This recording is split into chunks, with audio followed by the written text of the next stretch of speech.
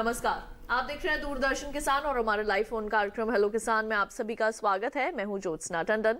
Hello किसान एक ऐसा कार्यक्रम है जिसमें हम सोमवार से शुक्रवार आपके लिए कुछ ऐसे विषय लेकर आते हैं जिन पर हम चर्चा करते हैं, जिससे कि आपकी खेती किसानी और भी ज्यादा बेहतर हो सके और भी ज्यादा आसान बन सके। आइए आपको अवगत करवा देते हैं हमारे आज के कार्यक्रम के विषयों से। आज हम बात करने वाले हैं मौसमी सब्जियों के प्रसंस्करण से आय बढ़ोतरी के बारे में, और साथ ही बात होगी विदेशी खरपतवार और उनके जैविक नियंत्रण की। इन दोनों ही विषयों से संबंधित अगर आपके मन में कोई भी प्रश्न, आप कुछ भी जानना चाहते हैं तो बेहिचक हमें फोन कीजिए हमारे टोल फ्री नंबर्स पर, जो कि हैं 1800-113060 और 1800-113061। और अगर आप कुछ भी जानना चाहते हैं तो हमारे टोल फ्री नंबर्स पे फ़ोन कर सकते हैं, जैसे कि हमने आपको बताया। लेकिन आप सभी से एक छोटा सा निवेदन, जब भी हमें फ़ोन करें अपनी टीवी की आवाज़ को बिल्कुल बंद रखें और साथ ही नेटवर्क क्षेत्र में आकर ही आप अपना प्रश्न पूछें। आइए आपकी जो है वो परिचय करवा देते हैं। हमारे साथ स्टूडियो में आज मौजूद हैं डॉक्टर ऋतु, और जो हमें ज़्यादा जानकारी देने वाली हैं मौसमी सब्जियों के प्रसंस्करण के बारे में। आपका बहुत बहुत स्वागत है डॉक्टर ऋतु। नमस्कार। और साथ ही हमारे साथ ऑनलाइन मौजूद रहेंगे डॉक्टर सुशील कुमार जी। डॉक्टर सुशील, आपका भी बहुत बहुत स्वागत है हमारे आज के कार्यक्रम में, और आपसे हम जानकारी लेंगे विदेशी खरपतवार और उनके जैविक नियंत्रण के बारे में। तो आइए कार्यक्रम में चर्चा की शुरुआत करते हैं और सबसे पहले रुक करते हैं डॉक्टर ऋतु का। डॉक्टर ऋतु, सबसे पहले तो मैं आपसे यही जानना चाहूंगी कि हम मौसमी सब्जियों के बारे में बात करने वाले हैं आज। कौन कौन सी ऐसी मौसमी सब्जियां हैं जिनकी खेती हमारे किसान करते हैं? अभी जैसे अगर हम बात करें अपने भारत देश की, तो हमारा भारत देश में तकरीबन 15 प्रकार के मौसम है, जिसकी वजह से हम यहाँ पर वर्ष भर हर प्रकार की सब्जी फल उगा लेते हैं। अभी रबी का मौसम चल रहा है, तो इस समय हमारे पास सब्जियों की और फल की मात्रा बहुत ज़्यादा होती है। अगर हम उत्तरी भारत में बात करें तो इस समय आपके अगर सब्जियों में बात करें तो टमाटर, गाजर, मटर, आलू, ये सब सब्जियां उपलब्ध हैं। फलों में बात करें तो आंवला आपका काफ़ी है, अमरूद आपका बहुत मात्रा में उपलब्ध है। विदेशी कुछ फल होते हैं जैसे स्ट्रॉबेरी है, ये भी काफ़ी मात्रा में उपलब्ध होते हैं। तो हम आज इन पे चर्चा करने जा रहे हैं कि इनका प्रसंस्करण क्यों ज़रूरी है और क्या इनसे फ़ायदा हो सकता है हमारे उगाने वाले किसान को भी और हमारे उपभोक्ता को भी, ताकि उसका हम कहेंगे कि पोषण के रूप में उसको उत्पाद मिल सके, साथ ही साथ एक स्वास्थ्य तो ठीक होगा ही होगा और किसान को भी उससे फायदा होगा। जी, तो ना केवल सब्जियों की बल्कि जो मौसमी फल हैं हम उनके बारे में भी डॉक्टर ऋतु आपसे जरूर जानकारियां लेंगे। लेकिन पहले आइए देखते हैं इसी विषय पर आधारित एक खास रिपोर्ट।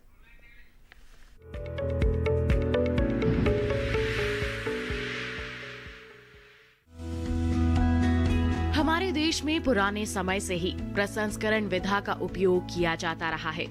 प्रसंस्करण करके मौसमी सब्जियों को लंबे समय तक संरक्षित रखा जा सकता है। सब्जियों के प्रसंस्करण से अचार, मुरब्बा और चिप्स आदि बनाए जाते हैं।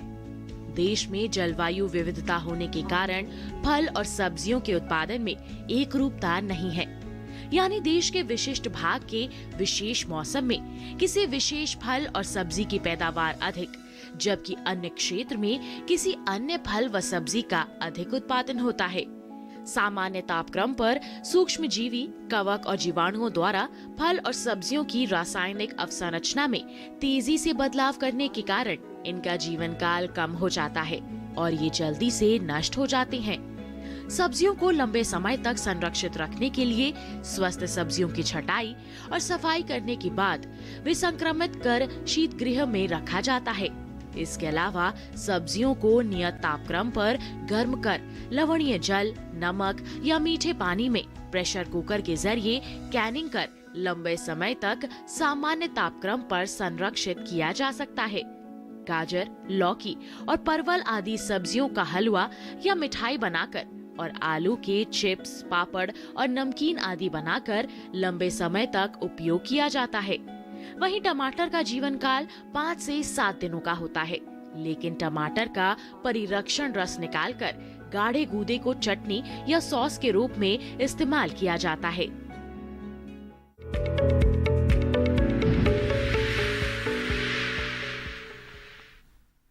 तो अभी आपने देखी है विशेष रिपोर्ट, और अगर आपके मन में कोई भी प्रश्न है इस विषय से संबंधित, अगर आप मौसमी सब्जियों का प्रसंस्करण करना चाहते हैं, उससे अपनी आय में जो है अगर आप बढ़ोतरी करना चाहते हैं, तो आप इस विषय पर जानकारी ले सकते हैं डॉक्टर ऋतु से। साथ ही डॉक्टर सुशील कुमार जी भी हमारे साथ मौजूद हैं इस वक्त, और आइए उनका रुख करते हैं। डॉक्टर सुशील, क्योंकि हम आपसे बात कर रहे हैं आज की विदेशी खरपतवार और उनके नियंत्रण के बारे में, तो सबसे पहले तो मैं आपसे यही जानना चाहूंगी, हमारे किसान भाइयों बहनों को बताइए कि विदेशी खरपतवार कौन सी होती है।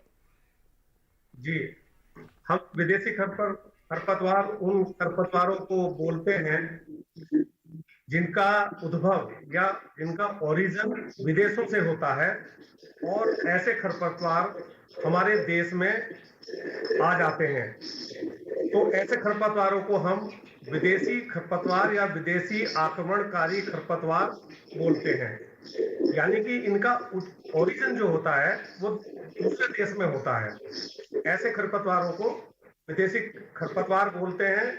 आपने जैसे कि नाम सुना होगा गाजर घास का, पार्थेनियम का, या इसको आपने जलकुंभी का नाम सुना होगा, वाटर हाइसेंथ भी बोलते हैं।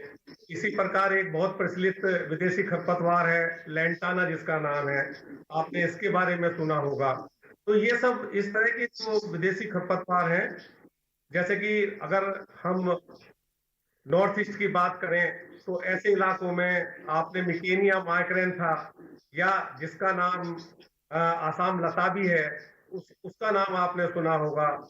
ऐसे ही एक खरपतवार है जिसका नाम क्रोमेलेना ओडोराटा है। तो ये सब इस तरह के जो इसके बारे में जरूर जानकारी लेंगे, लेकिन पहले हम अपने दर्शकों को दिखा देते हैं इस विषय पर आधारित ये खास रिपोर्ट।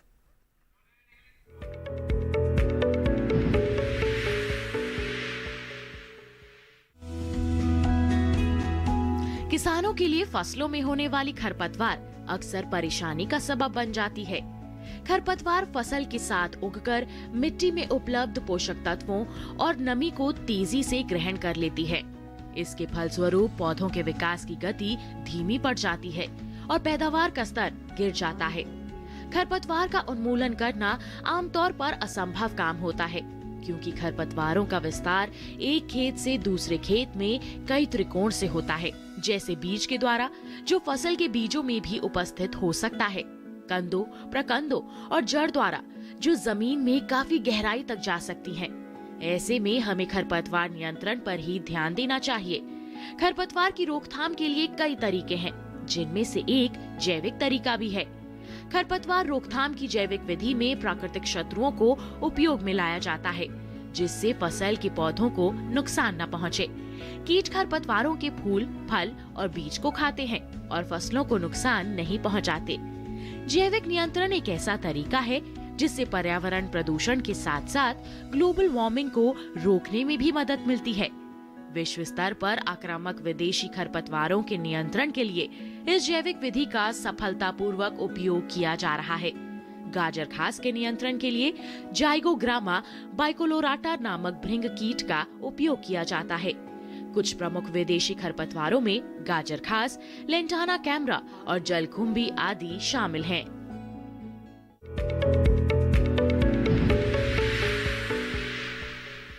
तो अभी आपने विदेशी खरपतवारों और उनके नियंत्रण के संबंध में देखी एक छोटी सी रिपोर्ट, और आइए आपको एक बार फिर से हमारे आज के कार्यक्रम के विषय बता दें। आज हम बात कर रहे हैं मौसमी सब्जियों के और फलों के प्रसंस्करण के बारे में, और किस तरह से इनका प्रसंस्करण करके आप अपनी आय को दोगुना कर सकते हैं। और साथ ही बात हो रही है विदेशी खरपतवारों और उनके नियंत्रण की।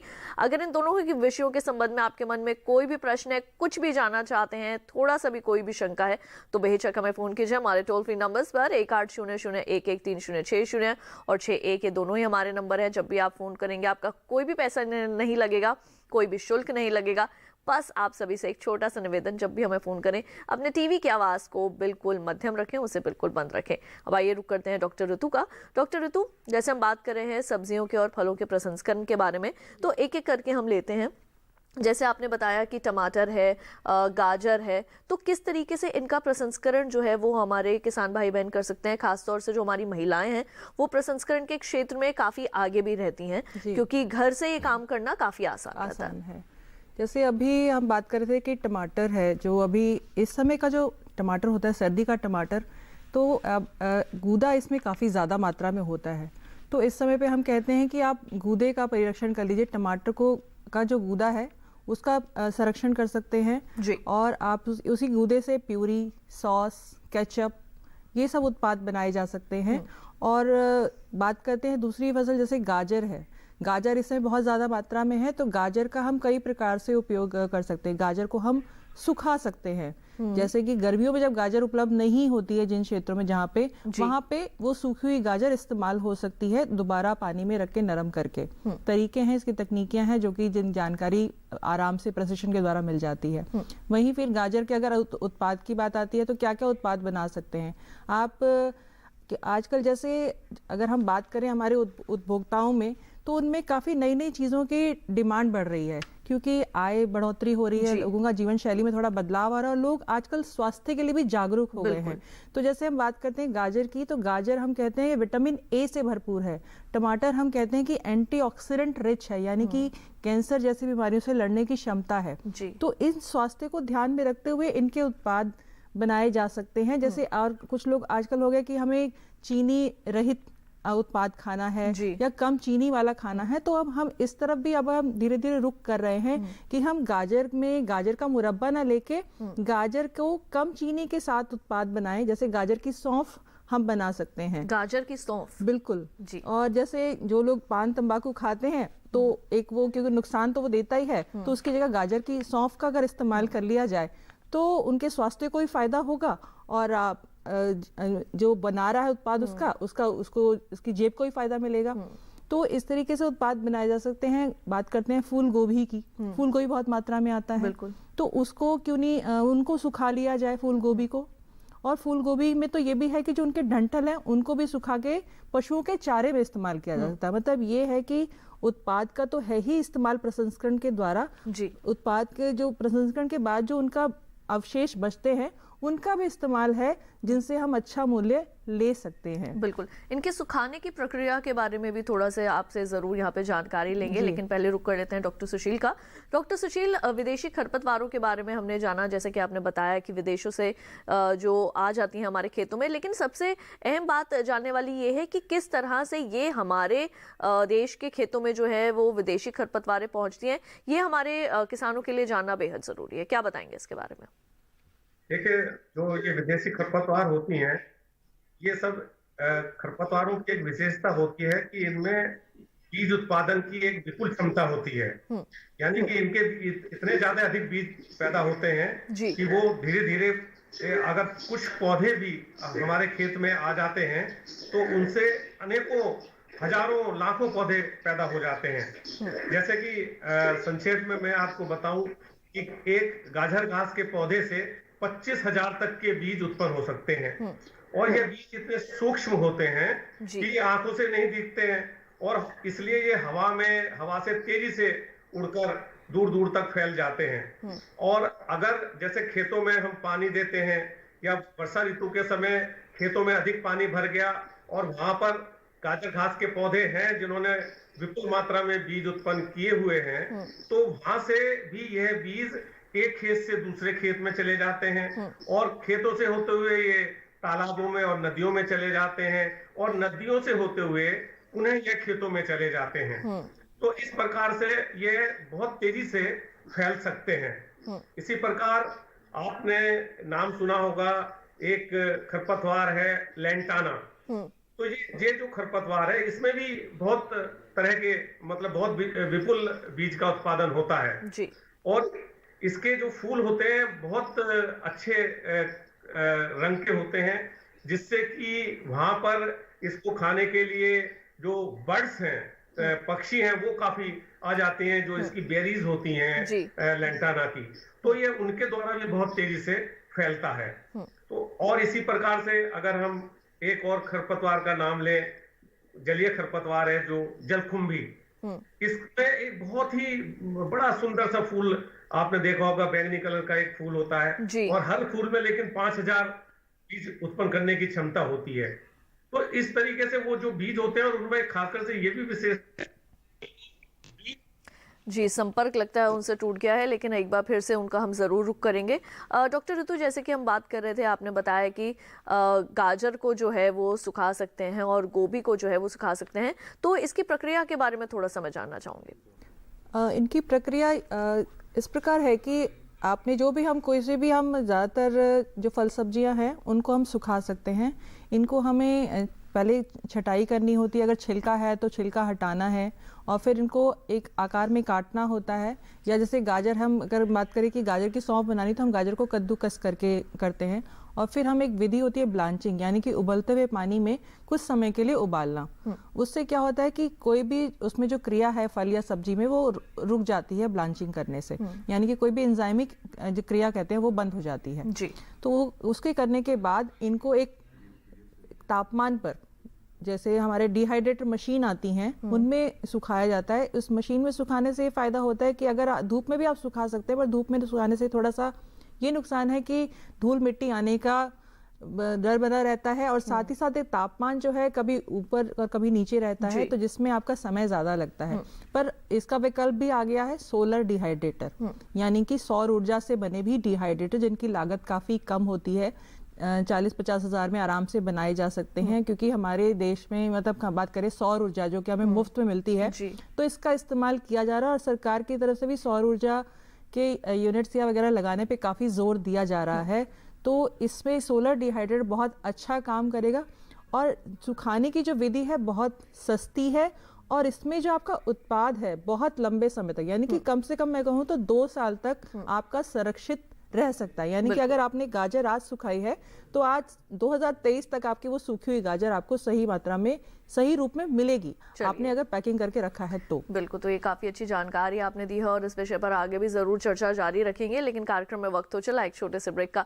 जल्द लौटेंगे वापस, कहीं मत जाइए, देखते रहिए हमारा लाइव फोन कार्यक्रम हेलो के साथ।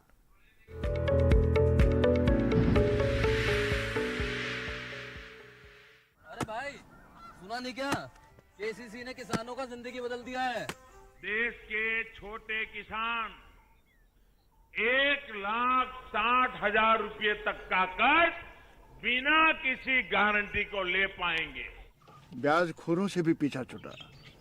मैं तो जैविक खेती का पूरा सामान मंगा लिया, केसीसी का भी कोई दबाव नहीं है। ब्याज चुकाने के लिए पूरा 1 साल मिलता है।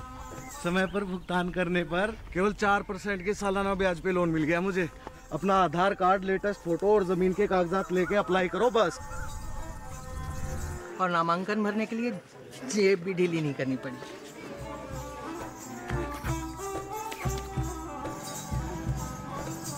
चाचा, उधार चुकाने के 24 घंटे के बाद उतने ही पैसे वापस निकाल सकते हैं। केसीसी ने किसानों की जिंदगी वाकई बदल दी है। तो आप भी किसान क्रेडिट कार्ड अपनाएं और सहजता से ऋण पाएं।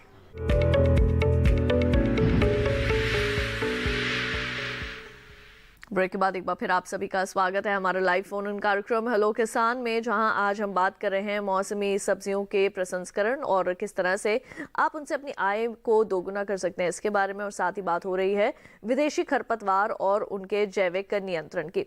और अगर इन दोनों ही विषयों के संबंध में आप कोई भी जानकारी लेना चाहते हैं तो हमारे टोल फ्री नंबर्स 1800-113060 और 61 पे हमें फोन कर सकते हैं।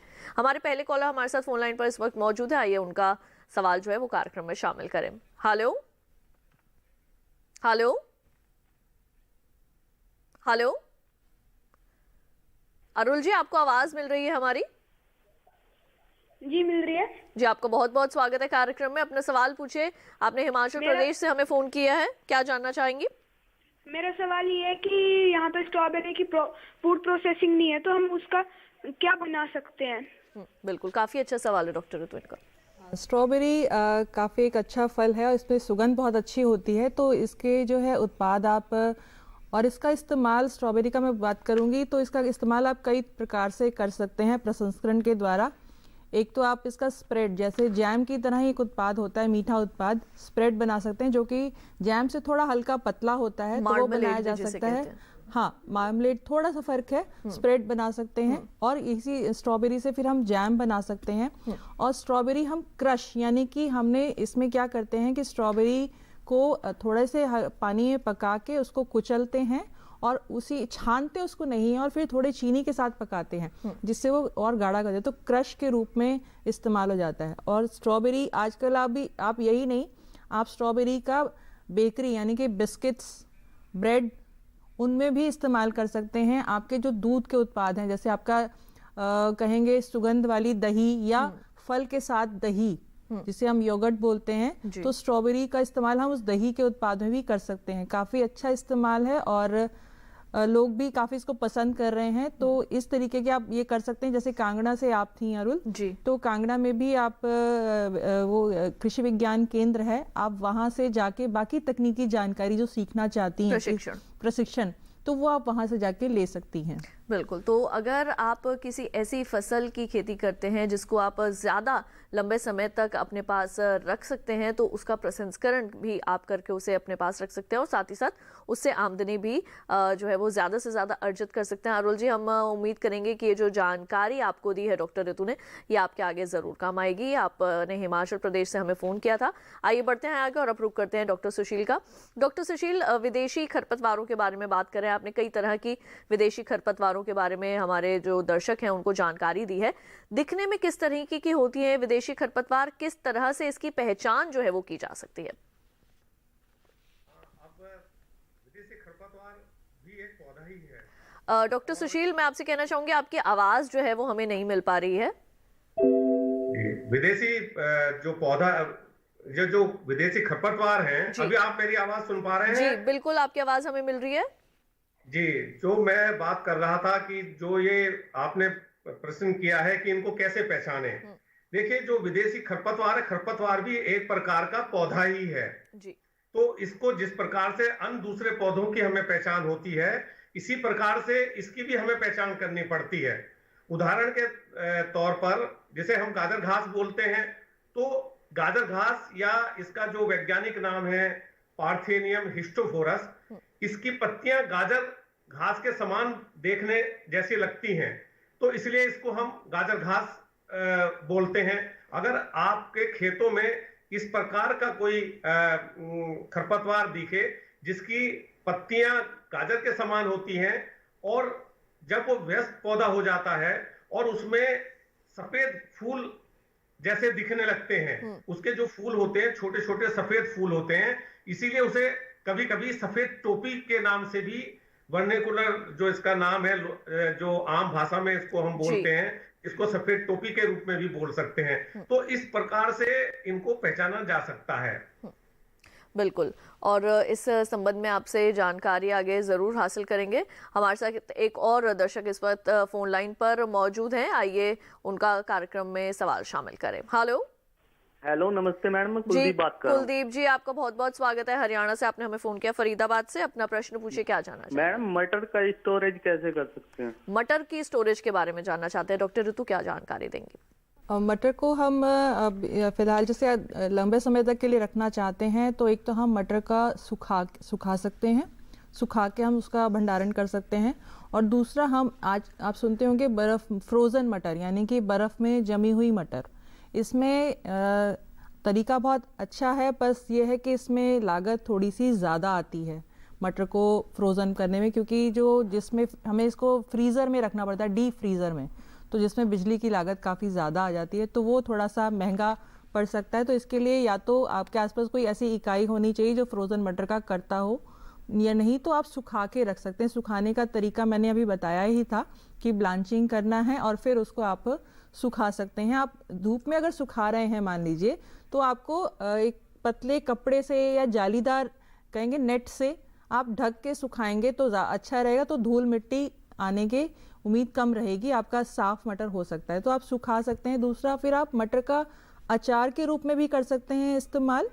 आप अचार के लिए भी आप, जैसे हमने ब्लांच करना है मटर को और फिर उसके बाद उबलते हुए पानी में उबालना है, फिर उसको थोड़ा सा सुखाना है ताकि ऊपर का पानी सूख जाए। फिर आपने तेल लेना है, सरसों का तेल हम लोग अचार में इस्तेमाल करते हैं, तो तेल हमें पका के थोड़ा गर्म करना पड़ता है। और फिर कुछ मसाले आपके जैसे है धनिया, आपका हल्दी है, मिर्च है, और आपका ये कहेंगे कि गरम मसाला है, और एक एसिड हमें थोड़ा डालना पड़ता है क्योंकि मटर थोड़ी फीकी होती है, तो हमें अचार हमारा चटपटा होना चाहिए, तो उसके खटास के लिए हमें वो एसिटिक एसिड डालना होता है, और उससे थोड़ा प्रिजर्व भी आपका यानी कि लंबे समय तक संरक्षित रह सकता है।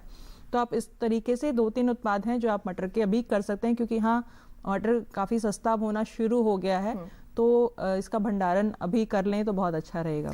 बिल्कुल। हमारे अगले कॉलर संतोष शर्मा जी उज्जैन से हमारे साथ फोन लाइन पर मौजूद हैं, आइए उनका सवाल जानें। हेलो संतोष जी, आपका बहुत बहुत स्वागत है कार्यक्रम में। अपना सवाल पूछिए, क्या जानना चाहते हैं? आपने हमें उज्जैन से फोन किया।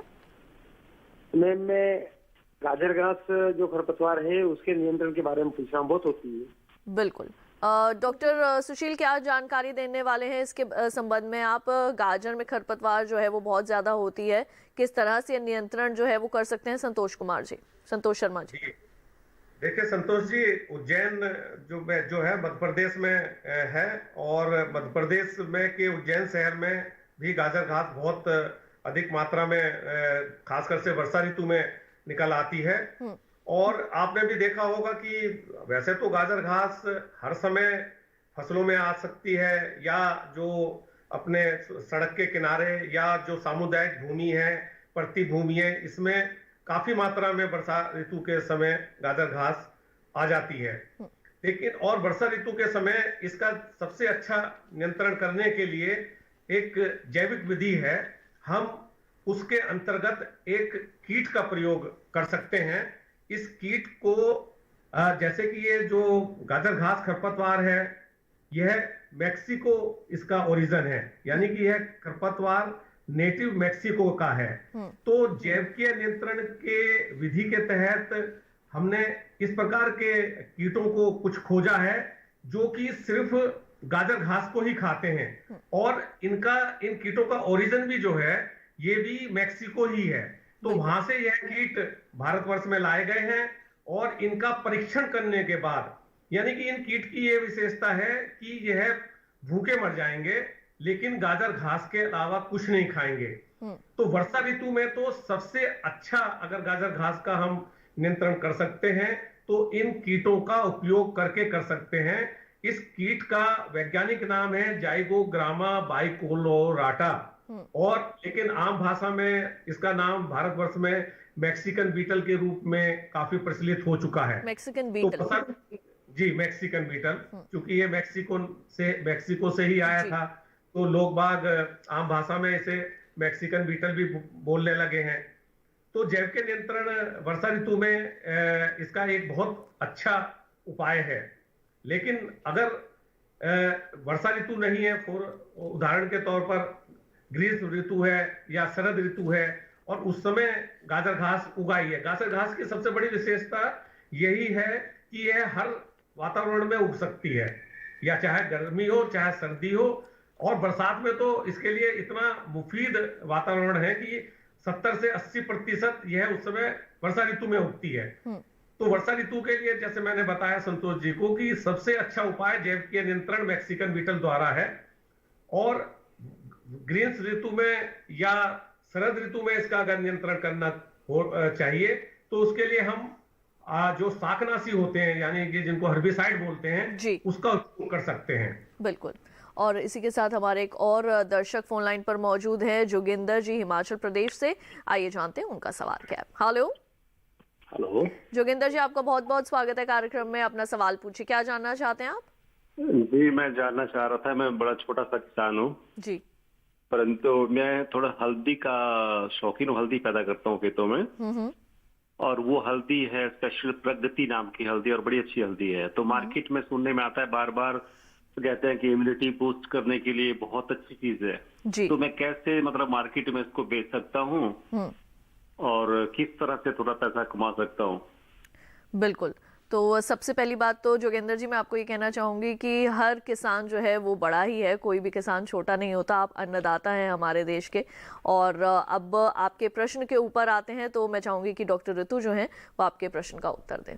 जी डॉक्टर ऋतु, जैसा अभी आपने खुद ही बताया कि इम्यूनिटी बूस्टर है हल्दी, सच में ही है, क्योंकि एंटीऑक्सीडेंट रिच है। इसमें ऐसी क्षमता है कि कैंसर जैसी बीमारियों को भी लड़ने में मदद करता है, साथ ही साथ दिल की बीमारियों को भी दूर करने में मदद करता है। तो अगर हमें बाज़ार करना है और कहेंगे कि जो भी कोरोना बीमारी हमारे यहाँ देश में आई थी, इसने हमें काफ़ी सिखा दिया है कि अपना स्वास्थ्य का ध्यान रखना बहुत आवश्यक है। तो उसके लिए हमें स्वस्थ खाना खाने की ज़रूरत है, क्योंकि हमारा स्वास्थ्य तभी अच्छा होगा हमें स्वस्थ भोजन मिलेगा। तो हल्दी एक बहुत अच्छा विकल्प है इसके लिए। तो आप इसी प्रकार से प्रचार कर सकते हैं अपने उत्पाद का कि हल्दी हमारी क्यों खाएं, क्योंकि हिमाचल जैसे यहाँ बात करेंगे पहाड़ी क्षेत्र है, तो यहाँ पे हम लोग अब खेती में और ज़्यादा कहेंगे कि रासायनिक खाद इस्तेमाल नहीं करते जी। तो एक आपका सबसे अच्छा आपको एक ये फायदा मिल गया कि आप एक जैविक आपकी हल्दी है। दूसरा कि ये हेल्थ इम्यूनिटी बूस्टर है, यानी कि हमारी रोग प्रतिरोधक क्षमता को बढ़ाता है। आप इसमें अगर आप हल्दी के बारे में और जानकारी लेंगे तो आपको किताबों में उसके सारे पोषक तत्व मिल जाएंगे कि इसमें क्या पाया जाता है। तो आप अपने उत्पाद जो आपका हल्दी का पैकिंग है उस पे लेबलिंग में आप उसमें दे सकते हैं कि पोषण इसमें क्या क्या है। तो इससे आपको जो बाजार करने में आसानी होगी, लोग पढ़ेंगे कि हाँ इनमें ये पोषक तत्व हैं और ये इस चीज़ से लड़ने फायदा कर रही है, तो वो उनको खरीदेंगे। तो थोड़ा सा हमें अपने उत्पाद का प्रचार इस प्रकार से करना पड़ेगा। तो और निश्चित ही अगर आप ऐसे करेंगे तो आपका उत्पाद बहुत जल्दी ही बिकेगा। बिल्कुल। तो जोगिंदर जी, हम उम्मीद करेंगे कि डॉक्टर ऋतु ने आपके प्रश्न का उत्तर जो है वो यहाँ पर दे दिया और आप इससे ज़रूर संतुष्ट होंगे। डॉक्टर ऋतु, इसी के संबंध में एक प्रश्न मेरा भी आपसे रहेगा, लेकिन कार्यक्रम में वक्त हो चला एक छोटे से ब्रेक का। जल्द लौटेंगे वापस और आप देखते रहिए हमारा लाइव फोन कार्यक्रम हेलो किसान।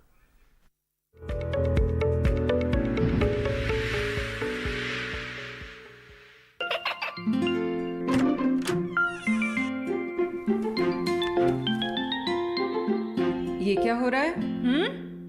काशवी, इतने कम मार्क्स?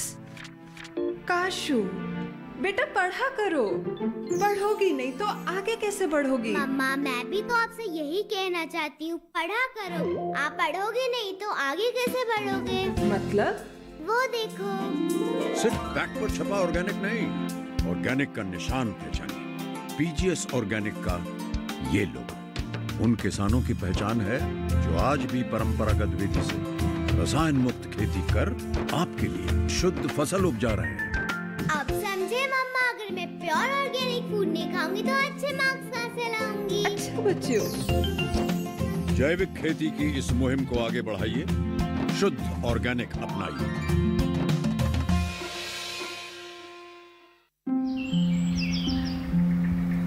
अरे अरे अरे क्या कर रहा है? इधर इधर इधर, हम बोल रहे हैं तेरे बीजू का। पुतला बोल रहा है? हाँ, पक्षियों से तो हम खेत को बचा लेते हैं, पर इन घातक रसायनों से कैसे बचाएं? मतलब? देख बेटा, तू जो ये अंधाधुंध रसायन मिलाता है ना, मिट्टी की सेहत बिगड़ने लगी है। और जब माटी ही कमजोर पड़ जाएगी तो उपज कैसे सेहतमंद होगी? अरे पहले ऐसा नहीं था। पूछना अपने बड़े बुजुर्गों से, कैसे फसल लहलहाती थी, शुद्धता झलकती थी। हाँ, माटी भी तंदुरुस्त और लोग भी। अब पहली वाली बात कहाँ? पर अब तो सब यही डाले हैं। सब नहीं, आज भी लाखों जागरूक किसान परंपरागत विधि से फसल उगा रहे हैं। खर्चा कम और उपज की कीमत भी बेहतर पा रहे हैं। ठीक है भाई, मैं भी आज से जैविक खेती शुरू करूंगा। माटी से प्रेम की परंपरा है परंपरागत खेती।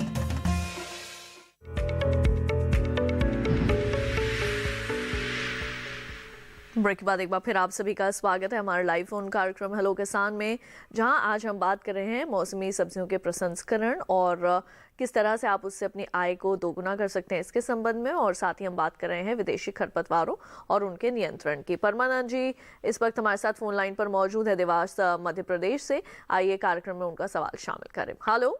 यस परमानंद जी, आपका बहुत बहुत स्वागत है कार्यक्रम में। अपना सवाल पूछिए, क्या जानना चाहते हैं?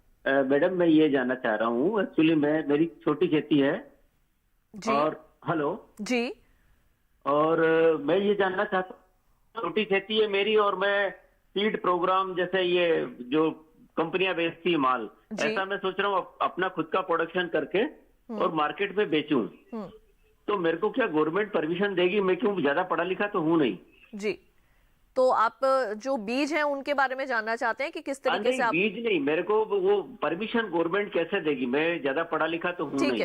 ठीक और बताते हैं कि वहाँ के लिए तो आपको एजुकेशन भी बहुत ज्यादा होना, लेकिन मैं सीड तो अच्छा पैदा करता हूँ। जी ठीक है। डॉक्टर ऋतु क्या बताएंगे इसके बारे में?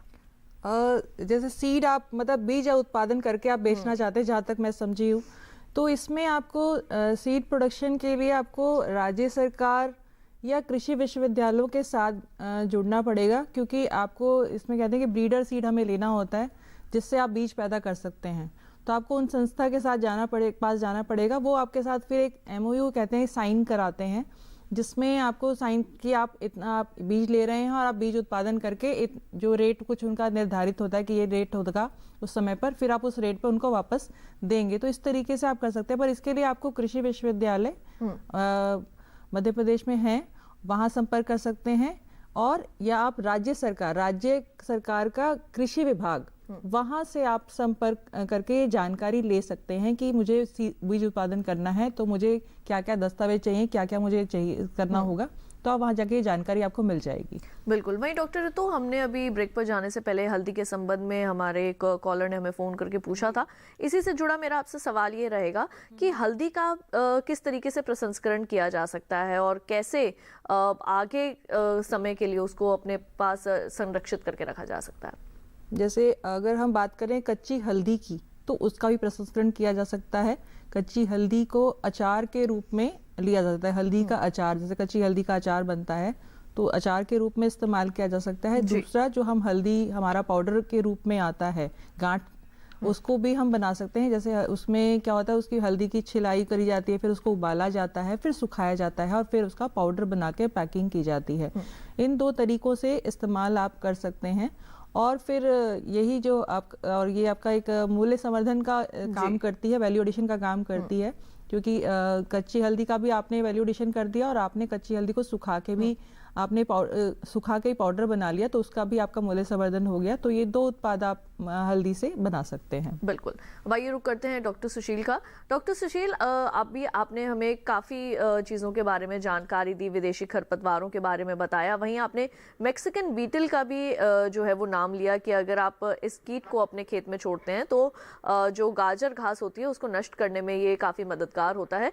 लेकिन हमारे किसान कहाँ से इस बीटल को ले सकते हैं? क्या इसकी कोई उपलब्धता कहाँ से मिल सकती है? कुछ ऐसी जानकारी देंगे इसके बारे में? जी जी जरूर। देखिए, ये जो मैक्सिकन बीटल है, इसको हमने कृषि विज्ञान केंद्रों के माध्यम से, ये हमारा जो संस्थान है, यह खरपतवार अनुसंधान निदेशालय है जो जबलपुर में स्थित है जी। और हमने अपने इस अनुसंधान निदेशालय से कृषि विज्ञान केंद्रों में पहले हमने बहुत उनके माध्यम से लगभग देश के हर कोने में इनको छोड़ा हुआ है। और खासकर से अगर हम बात करें मध्य भारत की या दक्षिण भारत की या उत्तर भारत की, तो ज्यादातर ऐसे स्थानों पर यह कीट वहां पर स्थापित हो चुका है। और अगर किसान भाई वहां पर वर्षा ऋतु के समय, खासकर से जब थोड़ा वर्षा हो जाती है और एक आध महीना वर्षा ऋतु का हो जाता है, तो वो अगर गाजर घास, जहां पर विपुल मात्रा में गाजर घास उगी हुई है, जैसे सड़कों के किनारे या पड़ती भूमि में, तो वहां पर उसको अगर वो गाजर घास को पलटकर देखेंगे तो वहां पर यह संभवतः यह कीट उनको मिल जाएगा। तो उनको क्या करना चाहिए, वहां से यह कीट उठाकर इकट्ठा करके अपने खेतों में और आसपास जहां पर ज्यादा गाजर घास है वहां पर छोड़ देना चाहिए जी। अब आपका दूसरा प्रश्न था कि यह कहां से प्राप्त हो सकता है। देखिए, हम किसानों को यहां से भी यह कीट उपलब्ध कराते हैं अपने निदेशालय से जो जबलपुर में स्थित है।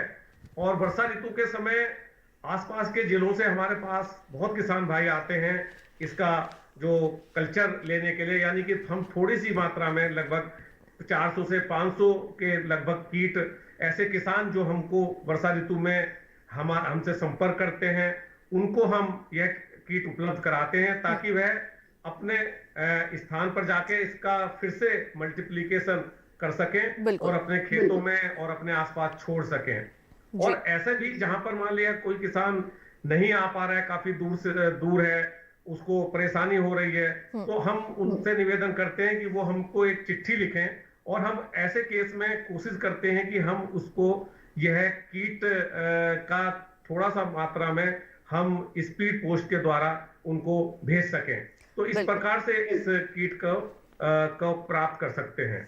बिल्कुल, हमारे एक और कॉलर हमारे साथ इस वक्त फोन लाइन पर मौजूद है, अशोक कुमार जी। आइए उनका कार्यक्रम में सवाल शामिल करते हैं। हेलो अशोक जी, आपका बहुत बहुत स्वागत है कार्यक्रम में। अपना सवाल पूछिए, क्या जानना चाहते हैं? वाराणसी उत्तर प्रदेश से फोन किया। गोभी की प्रोसेसिंग कैसे हो सकती है? जैसे हमारे गोभी होती है बहुत ज्यादा और रेट सही नहीं मिल पाता है इसका, तो हम चाहते हैं कि इसकी प्रोसेसिंग का कुछ बताइए। बिल्कुल, डॉक्टर ऋतु क्या बताएंगी, किस तरह से प्रसंस्करण करके आय को जो है वो बढ़ा सकते हैं? फूल गोभी की मेरे ख्याल से बात कर रहे हैं आप जी अशोक जी। तो फूल गोभी का आप प्रसंस्करण की अगर बात करें तो एक तो हमने बताया था कि सुखा सकते हैं, दूसरा इसका अचार बनाया जा सकता है। एक तकनीक और है कि जैसे हम कहते हैं न्यूनतम प्रसंस्करण, यानी कि हम फूल गोभी को कुछ समय तक पैकिंग हम, क्योंकि देखिए ग्राहक जो मांगता है गोभी के सिर्फ फूल का इस्तेमाल करता है, डंठल वगैरह को फेंक देता है। तो अगर प्रसंस्करण की शुरुआत हम अपने खेत से ही कर दें, तो यानी कि हमने वहाँ पे फूल अपने तोड़े, गोभी के फूल तोड़े और एक हल्का सा प्रसंस्करण तकनीक देना होता है, यानी कि आपको एक रसायन होता है पोटेशियम मेटाबाइसल्फाइड, उसके घोल में आधे घंटे के लिए रखना होता है, मतलब 0.5% के करीब उसको डालना होता है और उसमें फिर निकाल के और पैकिंग कर दी जाती है सेलोफिन पेपर में या सेलोफिन से कवर करके। तो इसमें अगर आपने प्रसंस्करण कर दिया तो इसको हम न्यूनतम प्रसंस्करण करते हैं। न्यूनतम इसलिए यानी कि कम समय के लिए। तो इसमें आपकी जो गोभी के फूल हैं 15-20 दिन तक आपके सुरक्षित रहते हैं। और ये जैसे सुपरमार्केट्स वगैरह हैं, वहाँ पे सब्जियां लोगों को अगर वो पसंद करते हैं अगर उनको कटी हुई रूप में मिल जाए, जिनके पास घर में समय नहीं होता कि हम गोभी का फूल तोड़ें, डंठल को फेंकें, तो उसमें फायदा ये होता है उन ग्राहकों की एक तैयार उत्पाद मिल गया। किसान को फायदा ये हो गया कि डंठल और पत्ते पशु के चारे में इस्तेमाल हो गए। तो ये न्यूनतम प्रसंस्करण का भी कर सकते हैं। पर मैं कहूंगी आप अकेले इस चीज को ना करें, एक क्लस्टर यानी कि ग्रुप में। आप भी जैसे अशोक जी के यहाँ पे गोभी है तो आसपास के और किसान भाइयों के यहाँ भी गोभी हो रही होगी। तो ऐसे में जो हम कहते हैं ना कृषक उत्पादक संगठन, अगर आपका समूह आपका होगा तो यहाँ पे आप अपनी ये इकाई स्थापित कर सकते हैं न्यूनतम प्रसंस्करण की, जहाँ पे आपका खेत से ही आपने गोभी लिया, उसकी छटाई करी और अगर आपने न्यूनतम प्रसंस्करण में करना है तो उसका न्यूनतम प्रसंस्करण के पैकिंग करी। अगर गोभी का अचार के रूप में करना है तो अचार के रूप में करी। गोभी का सुखा के करना है तो सुखा के किया और सुखा के उस गोभी को आटा यानी कि पाउडर बना दिया। उस पाउडर का इस्तेमाल आगे जैसे सूप बनाने वाले इंडस्ट्रीज हैं वहां दे दिया, आपने कोई सॉसेस बनाने वाली इंडस्ट्री वहां दे दिया, तो आपके इस तरीके से उत्पाद हो सकते हैं। पर मैं निवेदन करूंगी इसको अगर आप समूह में करेंगे तो आपके ऊपर लागत ज्यादा नहीं आएगी और आपका काम भी बहुत ज्यादा सफल होगा। बिल्कुल, तो अशोक जी काफी अच्छी और विस्तार से जानकारी डॉक्टर ऋतु ने यहाँ पर आपको दे दी और हम उम्मीद करेंगे जानकारी आपके जरूर काम आएगी। वहीं इसी के साथ वक्त हो चला है एक और छोटे से ब्रेक का, जल्द लौटेंगे वापस। आप देखते रहिए लाइव फोन कार्यक्रम हेलो किसान।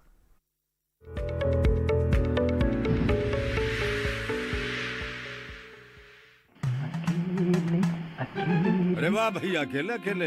अरे तू भी ले, पर खाएगा कैसे? मैं ऑर्गेनिक खेती की बात कर रहा रे बेटे। अकेले अकेले खेती कब तक करेगा? मतलब गांव में 20-25 किसानों का समूह बना के पंजीकरण करवा ले, फिर सरकारी ट्रेनिंग भी मिलेगी और मुफ्त जैविक बीज खाद भी। फिर बीजीएस ऑर्गेनिक की सरकारी मोहर के साथ तेरी उपज आकर्षक पैक में पहुंचेगी बड़े बाजार तक। अच्छा हाँ। अरे भाई कहाँ चल दिया? सबको साथ लाने, आमदनी बढ़ाने।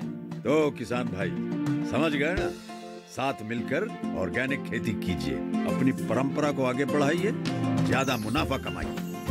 माटी से प्रेम की परंपरा है परंपरागत खेती।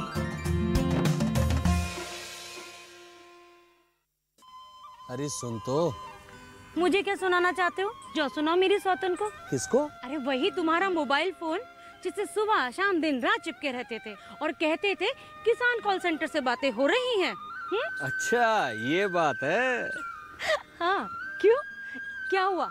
अब बात नहीं होती क्या? अब तो झट से बात हो जाती है। ऐसा क्या? हाँ, अब तो ज्यादा लाइनें और खास तकनीक के कारण खेती के माहिरों से तुरंत बात हो जाती है। और अगर कभी लाइन व्यस्त हो तो अपनी समस्या फोन पर रिकॉर्ड करा दो, वहाँ से फोन आ जाता है और समस्या की हल का मैसेज भी आ जाता है। ये देखो आ गया। अरे वाह, इसका मतलब इंतजार की घड़ी अब खत्म। हाँ। तभी मैं सोचूं कि आजकल मुझ पर इतना प्यार क्यों आ रहा है। कृषि संबंधी समस्याओं का अपनी भाषा में तुरंत हल पाने के लिए पूरे भारत में किसी भी फोन से हेल्पलाइन नंबर पर संपर्क करें। किसानों का दोस्त किसान कॉल सेंटर।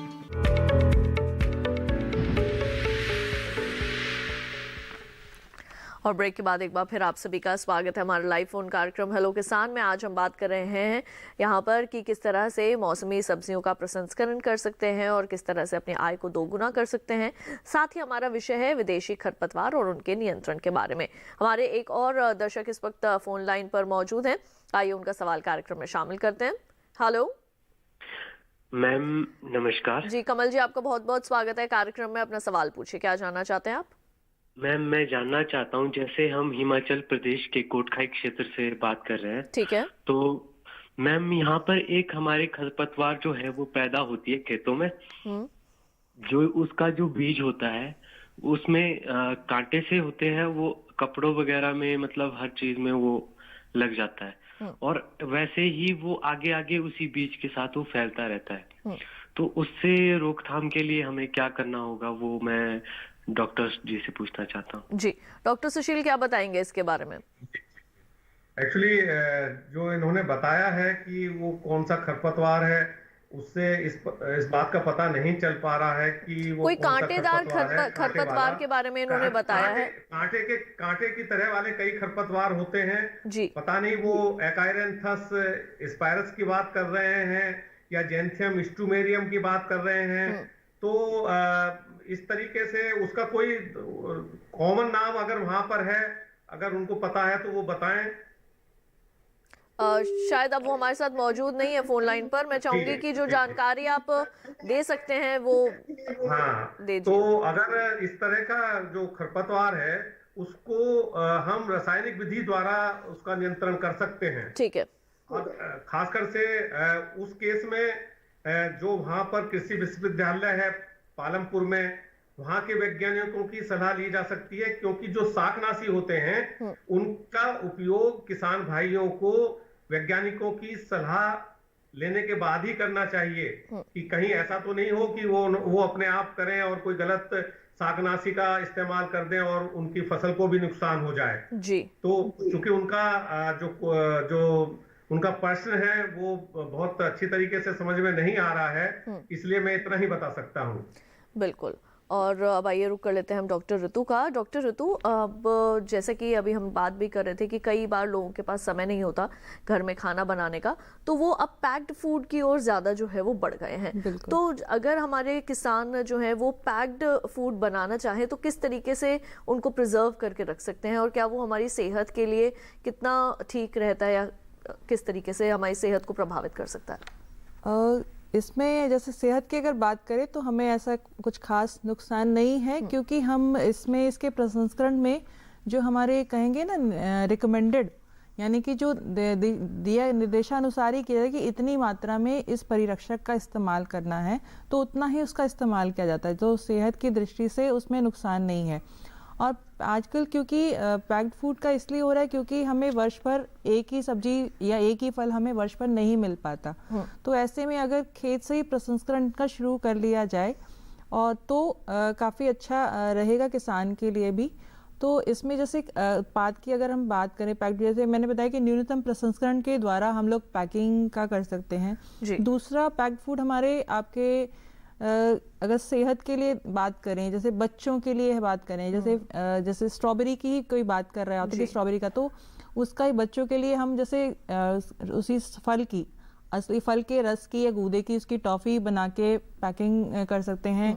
एनर्जी बार, यानी कि जो ऊर्जा देने वाले बार हैं खेलने वाले लोगों के लिए, वो बनाए जाके पैक करे जा सकते हैं। और ये उत्पाद काफ़ी सारे हैं। और यही नहीं, आजकल कहेंगे पेय पदार्थ भी काफ़ी आ रहे हैं पैक्ड, जैसे जूसेस। तो जैसे आंवला है, आंवला विटामिन सी का बहुत अच्छा स्रोत है और आंवला को अमृत फल कहा जाता है क्योंकि ये जीवन बढ़ाने का काम करते हैं, क्योंकि एंटीऑक्सीडेंट रिच है, तो विटामिन सी इसमें बहुत ज़्यादा है, तो अभी बहुत ज़्यादा उपलब्ध है। तो इसका रस को इस रस निकाल के इसके रस को संरक्षित किया जा सकता है। और इसी से आंवले से ही हम सिरका, जैसे साइडर जिसे बोलते हैं आंवला साइडर, वो बनाया जा सकता है। और रस के बाद जो आंवले का जो छिलका अवशेष बचता है उससे उपटन बनाया जा सकता है, जो कि छोटी छोटी पैकिंग में निकाल के त्वचा के लिए बेचा जा सकता है। तो कई ऐसे उत्पाद, प्रसंस्करण की अगर बात करें तो एक बहुत लंबी, मैं कहूँगी, लिस्ट है। आप क्या नहीं बना सकते, बस आने की जरूरत है, उसमें आगे आने की थोड़ी। और पर ये मैं कहूँगी समूह में अगर लोग आएंगे, जैसे आंवला का प्रतापगढ़ क्षेत्र है, तो वहाँ का एक, अगर प्रतापगढ़ का ही आंवला का एक समूह बन जाए, कीनू पंजाब का है तो वहाँ पंजाब में कीनू का एक समूह बन जाए, तो इनको यहीं पे फिर इनको कहीं जाने की आवश्यकता नहीं है, बाजार इनके पास ही है, क्योंकि इनके पास पूरा अपना प्रसंस्करण की इकाई होगी कीनू की, वहीं से प्रसंस्करण करके बाजार भी बेच सकते हैं। और आजकल जैसे ई मार्केट, आपका ई नाम है, जिसमें ऑनलाइन ही आपको बाजार करना है, आपको कहीं जाने की आवश्यकता नहीं पड़ती, तो उसके जरिए, और संगठन में रहेंगे तो बहुत आसानी से होगा। थोड़ी बस मेहनत करनी पड़ेगी, हिम्मत दिखानी पड़ेगी इस काम को करने के लिए। बिल्कुल। एक और दर्शक हमारे साथ फोन लाइन पर मौजूद है, आइए उनका कार्यक्रम में सवाल शामिल करते हैं। हेलो। हाँ, हेलो जी, आपको बहुत बहुत स्वागत है कार्यक्रम में। अपना सवाल पूछिए, क्या जानना चाहती हैं आप नीलू जी? हाँ मैडम, मैं जानना चाहती हूँ, अभी जैसे डॉक्टर सुशील ने बताया कि देश के विभिन्न स्थानों पर इस कीड़े की सप्लाई की जा रही है जी। तो मैंने अभी यहाँ देहरादून के आसपास कुछ हाई एल्टीट्यूड में भी कुछ विजिट किया, जैसे चक्राता है, धनौल्टी है, तो वहाँ भी मुझे ये जो पार्थिनियम है, गाजर घास है, ये दिखाई दी। तो मैं ये जानना चाहूंगी कि क्या कृषि विज्ञान केंद्र के थ्रू आप लोग वहाँ उस जगह भी क्या कीड़े छोड़े गए हैं, और अगर छोड़े गए हैं तो उनका कुछ प्रभाव दिखा है, या इन एरियाज में अभी नहीं किया गया है, जो ऊंचाई पर हैं, जहाँ पर कि हमें ये दिखाई दे रही है खरपतवार? एक तो मेरा ये सवाल है जी।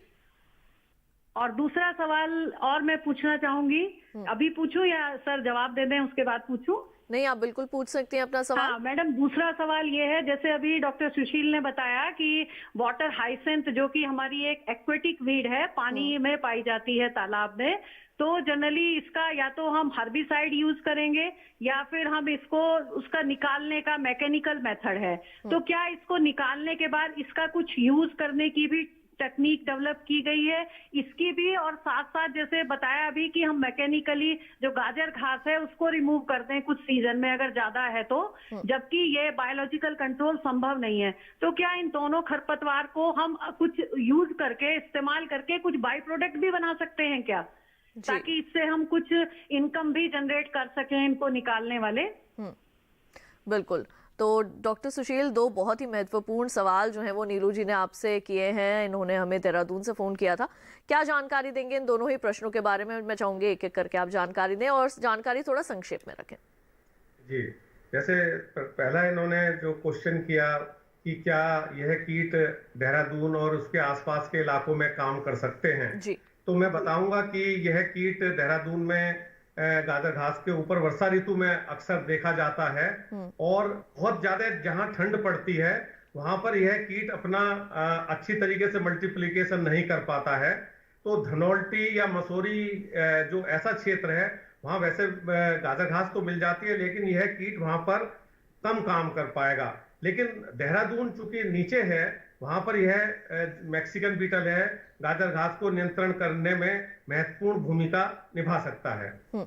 दूसरा जो उन्होंने प्रश्न किया है ये एक उसके उपयोग के बारे में किया है कि क्या हम जलकुंभी का कुछ उपयोग कर सकते हैं या उसको मैकेनिकल, जैसे हमने उसको कुछ लोग उसका जैविक नियंत्रण भी है, लेकिन कुछ जो जैविक नियंत्रण में थोड़ा समय लगता है। तो अगर हमें बहुत शीघ्रता से उसको नियंत्रण करना होता है तो बहुत लोग कुछ मशीनों की सहायता से, जेसीबी की सहायता से जलकुंभी को तालाब वगैरह से निकालकर बाहर फेंक देते हैं। और क्या उसका हम उपयोग कर सकते हैं, यह उनका क्वेश्चन है शायद। तो मैं बताना चाहूंगा कि इन सब खरपतवारों का हम उपयोग कर सकते हैं और खासकर से हमने प्रयोगों के द्वारा देखा कि जो जलकुंभी है इसके द्वारा इससे हम बहुत अच्छा वर्मी कंपोस्ट बना सकते हैं। सिर्फ हमें को करना क्या है कि जब हम खरपतवार को या जलकुंभी को इस तरीके से तालाबों से या जलीय निकायों से निकालते हैं तो हम इसको बाहर निकालकर एक जगह इकट्ठा कर लें और उसको ढेर के रूप में रखें जी। तो थोड़ी देर बाद इसके अंदर इतना ज्यादा पानी होता है कि थोड़े दिन बाद वो स्वतः ही धीरे धीरे गलना शुरू हो जाती है। बिल्कुल डॉक्टर सुशील, बहुत बहुत शुक्रिया, इतनी अच्छी और अहम जानकारी आपने यहाँ पर दी और आप हमारे साथ जुड़े उसके लिए भी आपका बहुत बहुत धन्यवाद। और इसके साथ ही डॉक्टर ऋतु, आपका भी बहुत बहुत धन्यवाद, आपने इतनी अच्छी जानकारी जो है वो प्रसंस्करण के संबंध में हमारे किसानों तक पहुंचाई, आपका बहुत बहुत शुक्रिया। धन्यवाद। और आइए आपको जल्दी से बता देते हैं कि हमारे अगला जो हमारा कार्यक्रम होगा उसका क्या विषय रहने वाला है। अगले हमारा जो कार्यक्रम होगा उसमें हम बात करेंगे मुर्गी पालन के बारे में और कल हम बात करेंगे दुधारू पशुओं के लिए संतुलित आहार के बारे में भी।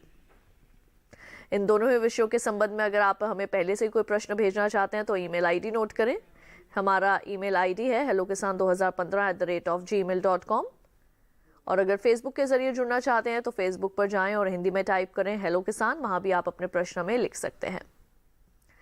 दूरदर्शन किसान का कॉल सेंटर नंबर 1800113060 आपके लिए उपलब्ध रहता है। और अब आइए आपको किसान बिल पर दिखाते हैं कुछ विशेष सूचना।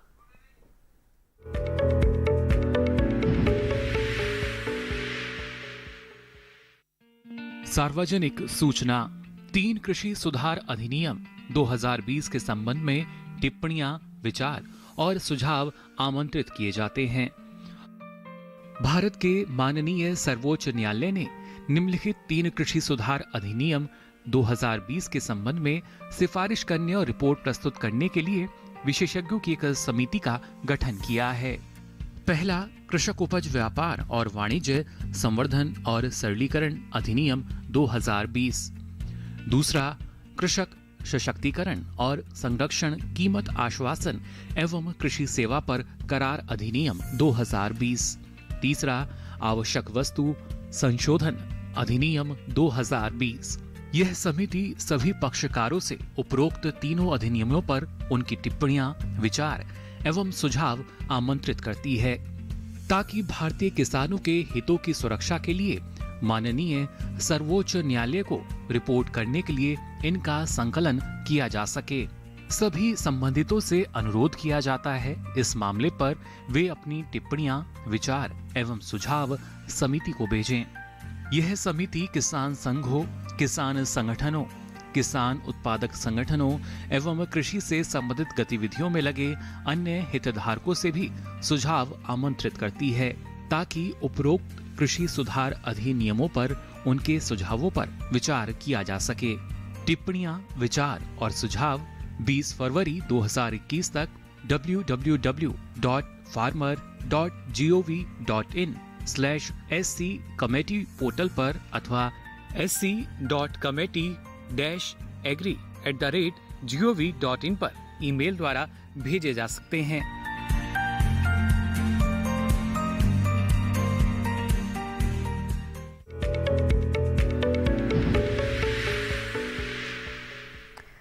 तो अभी आपने देखी है विशेष सूचना और इसके साथ ही हमारे आज के लाइव फोन कार्यक्रम हेलो किसान में केवल इतना ही। मुझे दीजिए इजाजत, आप देखते रहिए दूरदर्शन किसान। नमस्कार।